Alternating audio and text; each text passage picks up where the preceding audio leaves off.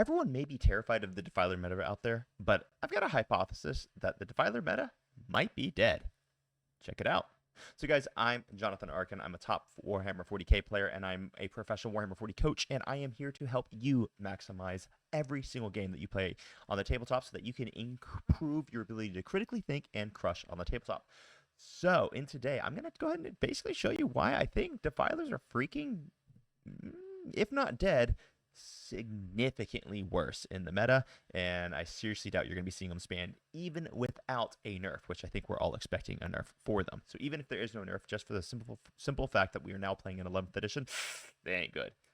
So let's freaking break this thing down, because I know a lot of people were thinking that I might be a little crazy. I'm not crazy. This is actually well thought out, and let's just jump right into it, guys. Here we go. There are 3 reasons with my childish handwriting here that I'm going to go through for you. 1 is deployment, 2 is movement problems, and then 3 is going to be hidden Overwatch and just other miscellaneous things that really makes the defiler not very good in the new freaking edition. So let's just start with the most obvious one. In my opinion, it is very challenging to deploy defilers on the new terrain.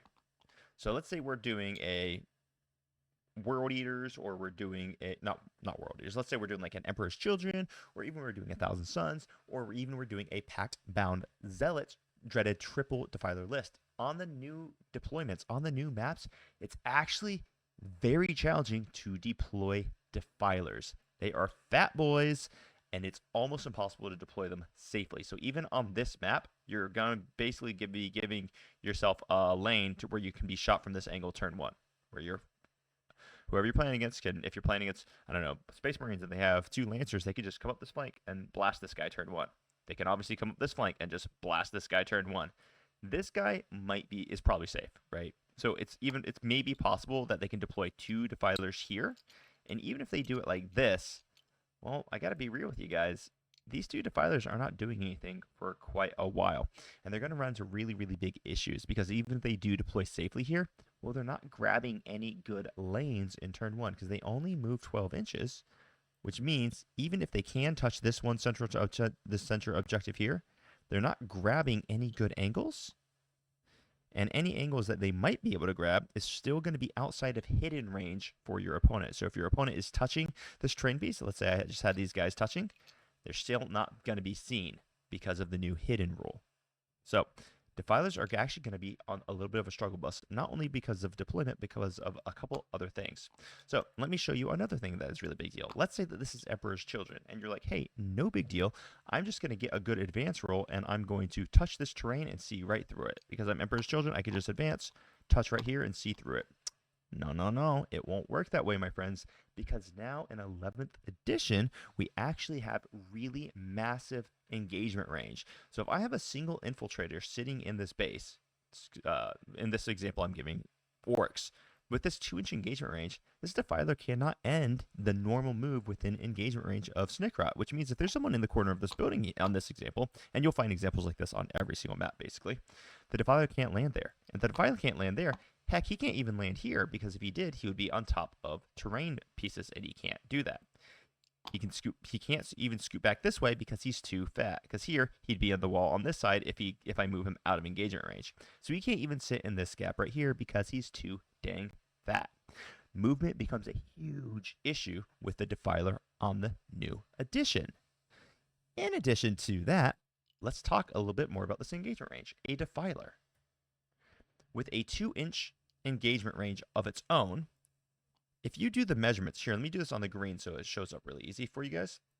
This right here is approximately a 10.4-inch diameter. A defiler's base is 6.2 inches wide, giving you a 10.4-inch diameter. This defiler has to have this much space to end a movement anywhere on the battlefield. Its base move is only 12 inches. What this means is that if you want a defiler to end a movement, it's going to have to end that movement with 10.4 inches clear of enemy models. This actually becomes incredibly challenging to do, even though you can move over enemy models. As a matter of fact, let me just demonstrate just how freaking hard this could be. Let me grab a few models right here. I'm just going to grab 5 commandos. If these guys are sitting just in a little line like this, And yes, I know there's due coherency where we have to be within 9 inches of each other. I'm totally aware of that. Boom. Let's just make sure these guys are all within 2 of each other. They're within 9 of each other, within 2, within 2. I can even do it like this. It becomes literally impossible for that defiler to ever move through here. He can't end a movement here. He can't end a movement here if he wants to actually be able to touch this train and shoot through. Screening these guys becomes incredibly freaking easy. Not to mention, you don't even really need to screen them in a lot of occasions, because on every single map, you can hide melee units. I know you've seen in other videos where people are saying that melee units can't hide, and this is going to be a shooting game. Breathe. It's going to be okay. Those are people's opinions. I'm about to give you another opinion, and this is pretty dang informed. You see this line I've drawn here? I have placed one of the hardest to hide units in the entire game. This is a 23 model unit with an incredibly large base on Gadskell Mech or Traka with 20 boys, a Makari, and a Big Mech attached. And this unit is completely hidden from the enemy no matter where they stand effectively. I can't shoot them from this angle because even if I'm touching right here, one, I'd be off the wall, off the terrain, or off the board, which you literally can't do. He also can't stop moving like this, so he would have to be here. So this would be the best line of sight he could draw, and I'm behind that line, meaning he can't see me. Even if he comes on this side of it, this is still the best line that he could possibly draw, and I would be behind it. He still couldn't see me. And once again, very easy to screen that with commandos, or literally anything else if you're playing a different army. No big deal. Likewise, over here, even if our defiler friend deployed on the line, he can move his as far up as he wants. He can't see because he would have to cross this red line to be able to see my unit that's staged here. And if he did move up here, well, he's about to get wad all over the face. Let's say it's Emperor's Children. He gets a good advance. He comes all the way up here. He still can't cross that line because that's just still not going to get it. He would still have to get past this line in order to be able to see through that. So I can hide this incredibly large unit in the center map, and you really just can't see me. Whereas the defilers are going to have to be very, very careful about where they move.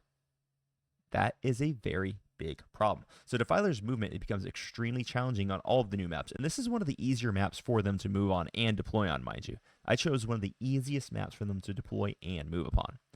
Lastly, we've got several other reasons why I think defilers are really going to be a little bit of a struggle. And once again, a little bit of hyperbole on the thumbnail, but these guys are probably still going to be usable, but they're going to be nowhere near as good with the dawning of the new edition due to things like Overwatch is different. I don't care if they've got Abaddon sitting right next to them, they can no longer re-roll the hit rolls in Overwatch. Due to normal cover rules, they're now just -1 to hit, or to their ballistic skill, which is a big hit in all of the Space Marine detachments. Less so in Pack-Down Zealots, where they're going to be fishing for rerolls with Abaddon anyway, but they've lost the rerolls in Overwatch, which is a huge blow to them.